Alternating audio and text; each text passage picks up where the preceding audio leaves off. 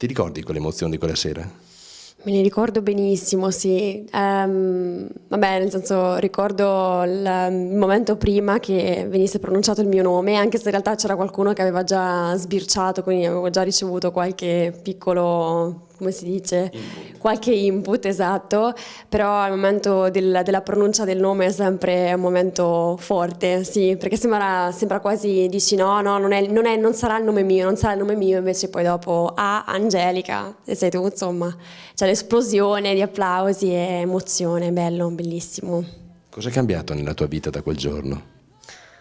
Ma prima di salire su quel palco, aprile dell'anno scorso era tantissimo che non cantavo più, invece dopo del festival sono stata tutta l'estate in giro con la Prom Eventi per Bella di Marica così, e quindi ho provato proprio la sensazione di sì, cominciare a stare su un palco, quasi sentirlo familiare, non avere più proprio l'ansia, no? Così, e anche oggi l'ho ritrovata la sensazione, ecco, quindi stare a proprio agio, bene, proprio bene. Questa passione per il canto quando ti è nata?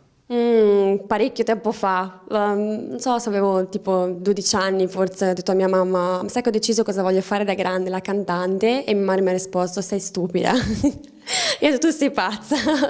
E da lì dopo comunque pian pianino l'ho convinti, ho iniziato a studiare canto e è andato avanti così, pian piano. L'artista che ti piace più interpretare?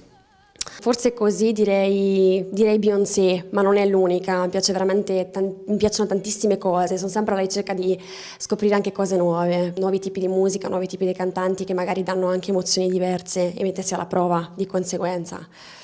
Angelica, che noi conosciamo anche per ragazza con i piedi per terra, e continua nel suo lavoro, giustamente. Certo, si fa e si fa volentieri, solo con un po' di occhiaie nascoste, però dai, si va avanti anche con quello, è un lavoro che tempra anche quello, quindi ben fiera di essere infermiera, assolutamente. Senza passione neanche quello sarebbe fattibile perché è duro, sa essere un lavoro veramente duro, quindi senza passione no, non si farebbe neanche quello. Ciao a tutti, un bacione, ciao!